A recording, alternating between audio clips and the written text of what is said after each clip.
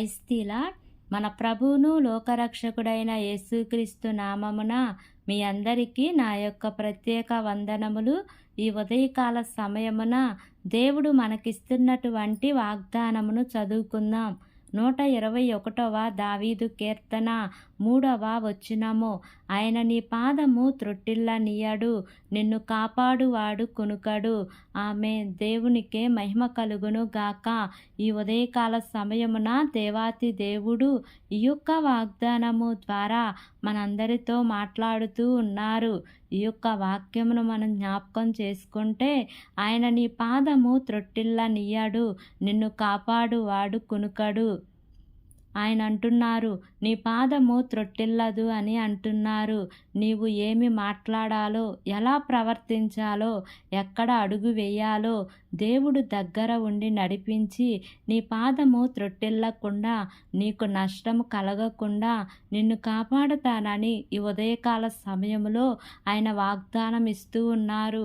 కొంతమంది చెప్తూ ఉంటారు, గత సంవత్సరాలలో, గత దినాలలో నేను అటువంటి తప్పులు చేయకుండా ఉంటే బాగుండేది, అలా ప్రవర్తించకుండా ఉంటే బాగుండేది, తప్పుడు నిర్ణయాలు తీసుకొని పోగొట్టుకున్నాను అని కొంతమంది అంటూ ఉంటారు.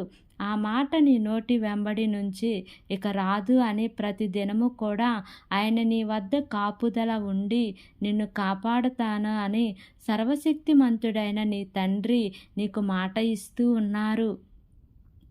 ప్రతి విషయంలో కూడా నీవు బయటికి వెళ్ళినా, లోపలికి వచ్చినా, నీవు ఏ పని ప్రారంభిస్తున్నా, ఏ ఆలోచన కలిగి ఉన్నా, నీవు దేవుని సన్నిధిలో ప్రార్థన చెయ్యి.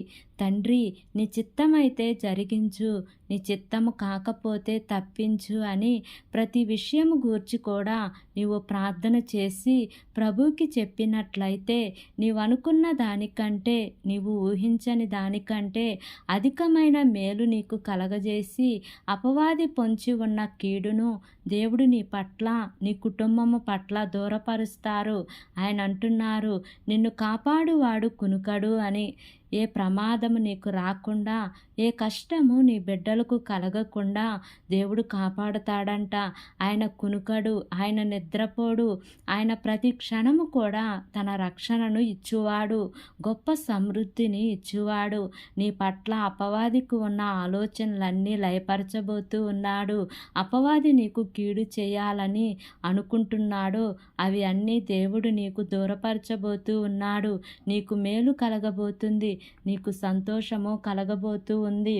ఆయన ఇచ్చిన వాగ్దానమును నెరవేర్చుటలో ఏమాత్రము వెనుకాడేవాడు కాదు. ఆయన ఏదైనా వాగ్దానం ఇచ్చాడు అంటే భూమి గతించినా, ఆకాశము గతించినా ఆయన మాట నెరవేరకుండా పోదు. ఆయన ఇచ్చిన మాటను నెరవేర్చువాడు. ఆయన ఈరోజు వాగ్దానం నీకు ఇస్తున్నారు అంటే నీ పట్ల ఏదో గొప్ప ప్రణాళిక ఉన్నది. నీ పట్ల, నీ బిడ్డల పట్ల గొప్ప ప్రణాళిక ఉన్నది. కాబట్టి నమ్మకముతో, విశ్వాసముతో ప్రార్థించు. ఈరోజు ఈ వాగ్దానము నీ పట్ల నెరవేర్చమని వాగ్దానం ఎత్తి ప్రార్థన చెయ్యి. తప్పకుండా దేవుని కాపుదల ఈరోజే నీ చుట్టూ వేయబడుతూ ఉంది. ఈరోజే నీ చుట్టూ, నీ కుటుంబం చుట్టూ వేయబడుతూ ఉంది. దేవుడి వాగ్దానము దీవించి ఆశీర్వదించి మనందరి వినికిడిలో ఫలింపచేయునుగాక. ఆమేన్. ప్రార్థన చేసుకుందాం. ప్రేమ కలిగిన యేసయ్య, కృప కలిగిన దేవా, నీకు వందనాలు తండ్రి, నీకు స్తోత్రములు ప్రభువా. ఇంతవరకు నీ కృపలో మమ్మల్ని కాచి కాపాడిన విధానాన్ని బట్టి నీకు వందనాలు తండ్రి. రాత్రికాల సమయమందు మాకు మంచి నిద్రనిచ్చి మరొక నూతన దినమును మీరు మా జీవితంలో అనుగ్రహించినందుకు వందనాలు ప్రభువా. ఈ దినమంతయు మేము ఉత్సహించి సంతోషించే వారిగా చేయమని మిమ్మల్ని వేడుకుంటున్నాను ప్రభువా.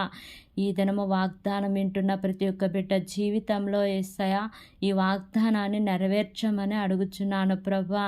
అందరూ కూడా ఈ వాగ్దానం ప్రకారంగా జీవించే కృపను దయచేయమని మిమ్మల్ని వేడుకుంటున్నాను ప్రభువా. మా దేశమును జ్ఞాపకం చేసుకోండి అయ్యా.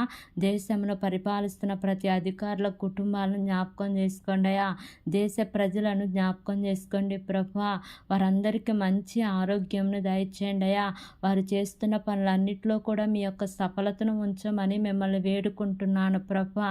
నా యొక్క ప్రార్థన ఆలకించి అంగీకరించమని నజరేయుడైన యేసు అతి పరిశుద్ధ నామమున అడిగి వేడుకొని పొంది ఉన్నాము తండ్రి.